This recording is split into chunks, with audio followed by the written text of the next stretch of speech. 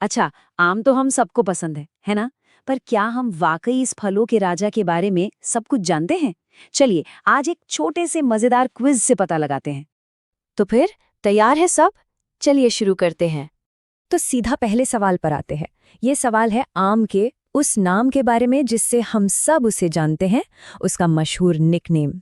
सवाल है कि आम को आखिर किस नाम से जाना जाता है? ऑप्शंस हैं ए फलों का मंत्री, बी फलों का राजा, सी फलों का सेवक या डी फलों का देवता। क्या लगता है, क्या होगा सही जवाब? और सही जवाब है ऑप्शन बी, फलों का राजा। मुझे यकीन है ये तो ज्यादातर लोगों के लिए काफी आसान रहा होगा। पर कभी सोचा है इसे राजा ही क्यों कहते हैं? सिर्फ इसके मीठे स्वाद की वजह से नहीं। असल में कई कल्चर में आम को खुशहाली और समृद्धि का प्रतीक माना जाता है। और तो और इसकी खेती कोई आज से नहीं बल्कि 4000 सालों से भी ज्यादा समय से हो रही है ना? इसका इतिहास बिल्कुल शाही। ठीक है, अब चलते हैं हमारे दूसरे सवाल की तरफ। ये थोड़ा सा साइंटिफिक है। तो सवाल ये है कि आम का साइंटिफिक नाम क्या है? ऑप्शंस हैं मूसा पैराडीसिया, मालस डोमेस्टिका, मैंजीफेरा इंडिका या फिर सिट्रस सिमोन। ये थोड़ा सा ट्रिकी हो सकता है। और इसका सही जवाब है ऑप्शन सी, मैंजीफेरा इंडिका।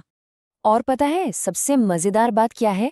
इसका नाम ही इसकी पूरी कहानी बता देता है। मैंजीफेरा तो मैंगो शब्द से ही बना है और इंडिका का लैटिन में मतलब होता है भारत से।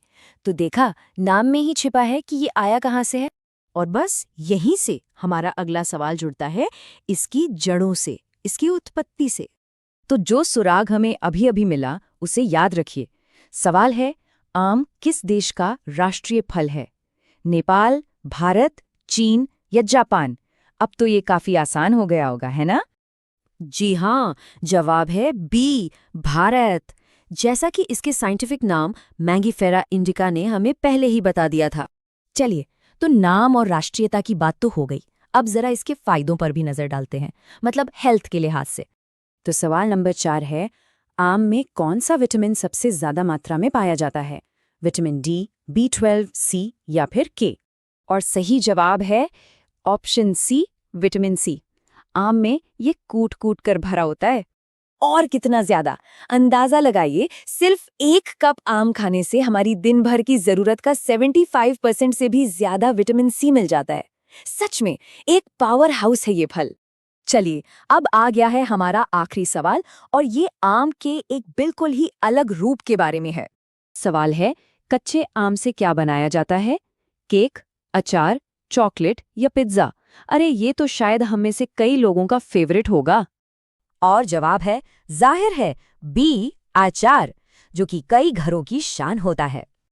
और ये आम की वर्सेटैलिटी को कितनी खूबसूरती से दिखाता है ना। देखिए, पका हुआ आम मीठा और रसीला होता है, जिसे हम ऐसे ही खाते हैं या फिर डेजर्ट में इस्तेमाल करते हैं।